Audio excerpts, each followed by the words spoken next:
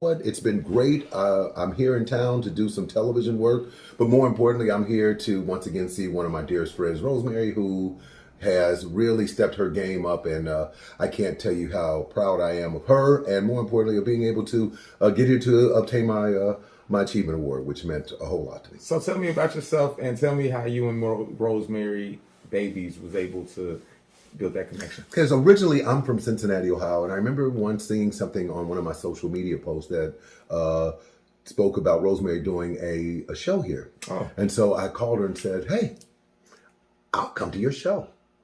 How about me hosting it for you?" And sure enough, that's how it happened. And I went to school with some of the people of the deal, which was kind of great. And I brought a lot of my childhood friends to come down and support her as well. And we've been like the best of friends ever since. So what part of Cincinnati are you from? I lived in Mount Auburn originally. I stayed on Helen Street. Shout out to all those people on Helen Street, by the way. Shout out. And as well as College Hill before I made the trek to go to Los Angeles. Okay. And what inspired you to start wanting to migrate out there to Los Angeles? Originally, I thought I was going to be a baseball player, and I played ball, minor league ball, for a couple of years. But ultimately, Kevin, I needed to find my bearings. I was a teenage father here in Cincinnati, but the truth is, I had no really direction or purpose. I had to figure out some sense of where I was headed, where I was going, what I was doing. And I had an uncle that lived in Los Angeles, and it gave me the opportunity of a lifetime to go out there and see something different, which I knew that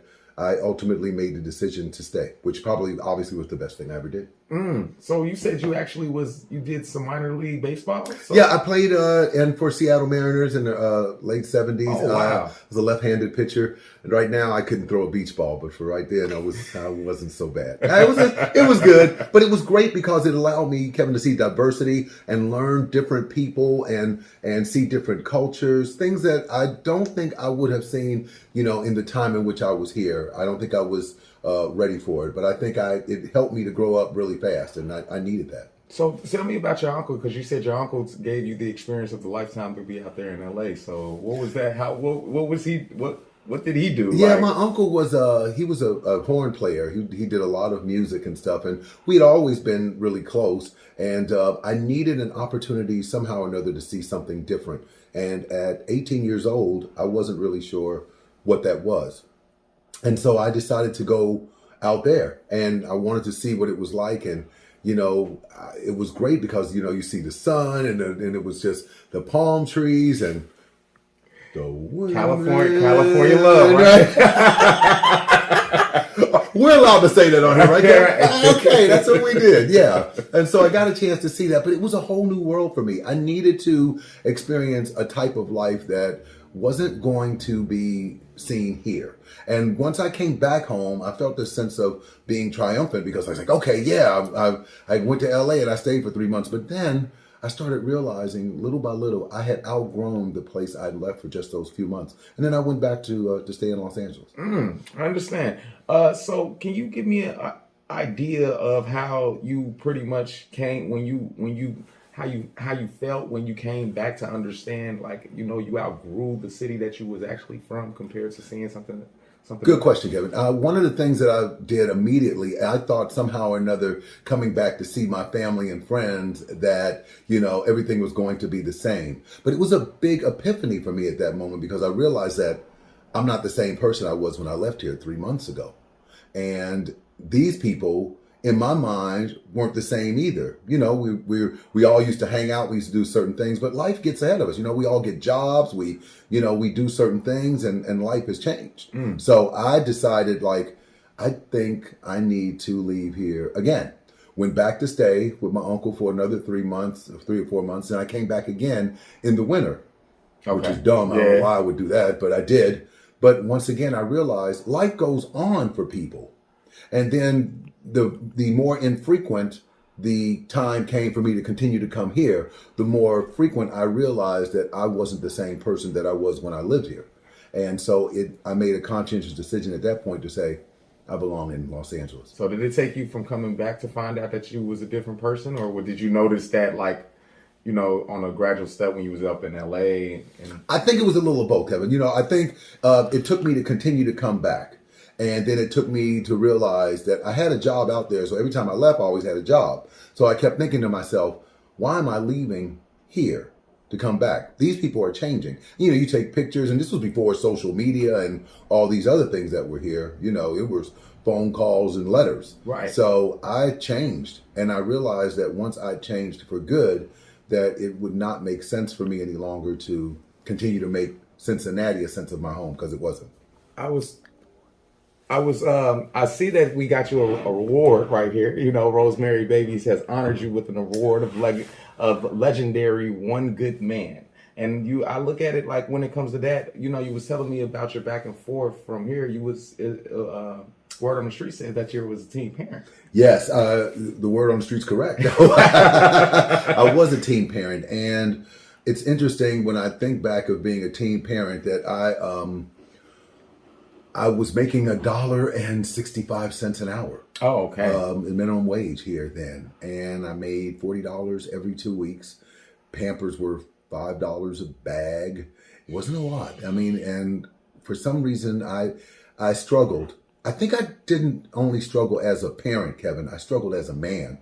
Somehow or another, this brings you into instant manhood and survival mode. Yeah, absolutely. And so that's where I was. So worked in restaurants. I worked at a gas station. I did everything in which I could, to try to make a success out of myself. But I didn't have a direction or purpose. The truth is that I just existed. And so I really didn't know where I was headed.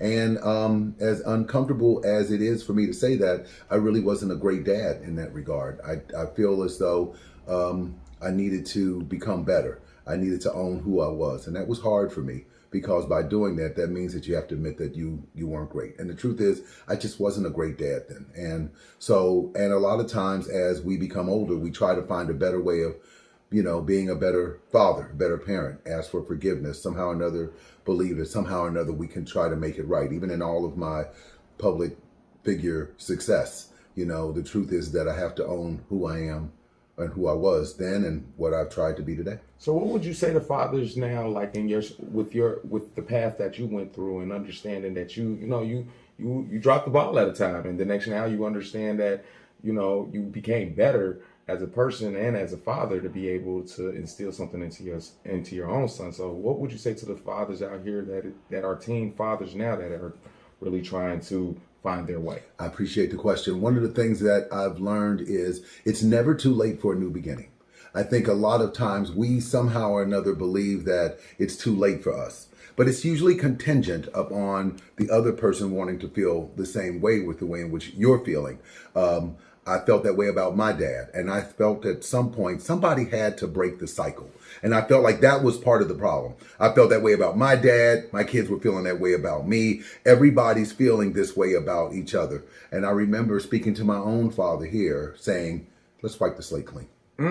It wasn't fair for me to do that. Then somehow or another, I'm just doing the same thing that my kids were doing to me. Somebody has to break this cycle some kind of way. And so that's what I decided to do. And it helped. So you reached out to your own father? I did. As a matter of fact, he heard me here on the radio here yesterday, and when I was on Lincoln Ware show, and he said, "Oh my God, I didn't know you were in town. Sorry, Dad, I forgot to tell you I was coming." But yeah, and it was a great thing. And I remember he seemed to be a bit hesitant at first. We were talking. I said, "Dad, we're okay. You don't have to worry about anything." I said, "We can talk about everything, right? And it's good." And so, and I knew that was proud of him. I remember when I had a conversation with him, he pulled out this piece of paper out of his wallet when I don't know if I was addressing him or confronting him. I'm not really quite sure, because there's a difference. When you're addressing somebody, you're trying to get to a resolution. When you're confronting someone, it really doesn't matter. So I think it was a little of both, Kevin. And I remember when I was talking to him then, he pulled out this piece of paper, and it was my website address, and it was a card and stuff about me. And it really instantly made me go, okay, stop. Like, don't be mean. Don't be rude. Like this guy was holding on to a piece of his son, unknowing to me at that moment. And I said, I need to stop this. Calm myself down. And I remember calling him saying, okay, let's stop. Let me be the son and you be the dad. And that helped a great deal. It broke the ice. And it was me trying to break the generations and of many people, not just me, I'm sure a lot of us. We hold on to things that aren't great or good with what we do. And I just felt this need of just trying to break a cycle some kind of way. There's no value in people in general holding on to the things that we're not able to change. A lot of time, particularly as parents, we do our best. There's no sense of a map that's going to make it perfect for either of us. And I just felt like I needed to do something to try to make it better. And it's in my mind or hope that for all of us, that it's never too late for a new beginning, that we hold on to so many things until it's gone. And then we're sitting there in the front row wondering, what happened. Stevie Wonder's song, These Three Words, always comes up when I think of that. The one you give your very life for, in a twinkling of an eye, they're gone. And you ask, how did they go, when you never got a chance to tell them just how much you cared. And at the end of all of our lives, we're going to have to deal with that. All of us have an expiration date. Don't let your expiration date go without trying to make things right. I totally concur with that. I literally, so what were some of the, what do you feel about the program with RBC, with Rosemary's Babies Company and the Holloway House Project? RBC is a very important aspect of some things that in some generations we just didn't have. We were hoping and begging somehow or another for somebody to reach out. Rosemary did something that was extremely unique. She, being a teen mother herself, recognizes the need of being able to help other people, where a lot of people are struggling just to try to find the basic necessities of someone to talk to them. She has encompassed herself in being just a whole plethora of things to help other people, which is so rare these days. Most people try to find an excuse to not help. Rosemary tries to find an answer to help you. And that's something that's very important. I totally agree. Do you think when it comes to that answer, do you think Rosemary's Baby Company has the opportunity to be able to successfully be able to pull this off when it comes down to the initiative of helping teen parents? Kevin, look, it's a necessity for her to be able to do it. And the reason why it's a necessity is because there's too many young people out here who don't have anyone to talk to, someone to help, someone that gets through to them. At some point, it's not a handout, it's a helping hand. People confuse the two. Somehow or another, they believe that they're getting a handout or something when you're getting something of this nature. But what you're getting in actuality is a helping hand. You'd be amazed how many people I see in Los Angeles who somehow or another are just looking for something of this nature, somebody to help them out in their times of need. And here's something that is not accessible to basically anybody in the country. And somebody who has put their heart and soul into something of this nature needs to have the heart and soul of all of us to help her to make it better. I totally agree. So what does this award means to you? When Rosemary contacted me and told me about this award, it brought me back. It brought me back to my times of struggle and how I was hoping that somehow or another somebody reached out enough to tell me that I mattered.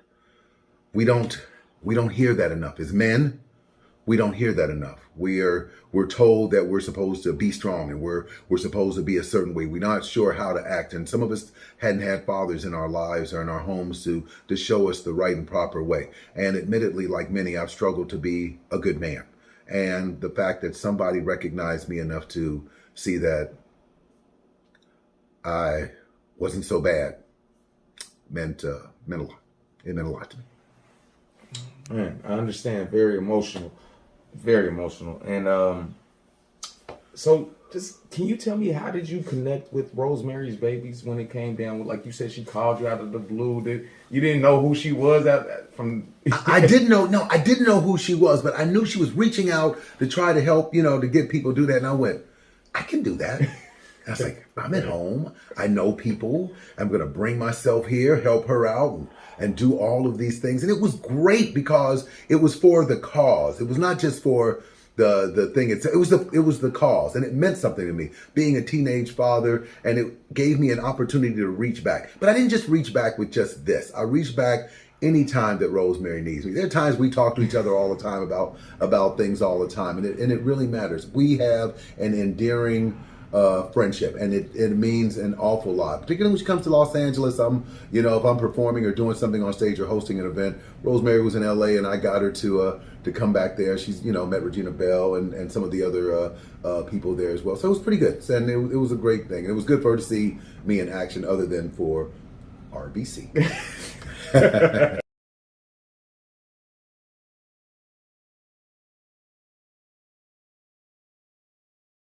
Tyrone, is there anything that you think that would you like people to know that they can do to contribute or help out with Rosemary's Babies? Yes, Kevin. Thank you once again for asking me that. RoseMarY'SBabies.co is where people can not only get information, the why it's here, what makes them different, but more importantly, how they can help. You've been willing to pay for coffee. You've been willing to go to White Castles. You've been willing to go, to Skyline. By the way, all the things I'm doing while I'm here in Cincinnati. But the other part of that is that she needs help. She's giving helping hand, not a handout. And we all need it. So my thought and my hope is that people seeing me today here, even as a public figure, I've made my success, but all of us have had our struggles. And part of that to make us better and different is, please go to RoseMarY'SBabies.co and please help her to help others, not just for her, but in your community. People that you may not know that's even struggling on your own could very well be coming to this place. This isn't about, either or. It's and both. Give to someone who's giving to others. Yes, I totally encourage the giving and also the donation, because at the end, like, she is doing, the organization is doing wonderful things in the community, and we want that to expand. So I definitely thank you for your time, Tyrone. Definitely, I thank you for what your says time. Happiness better than me? Thank you for allowing us. Allowing me to interview you today. There's nothing better. Cheese, like it. Tyrone Dubois.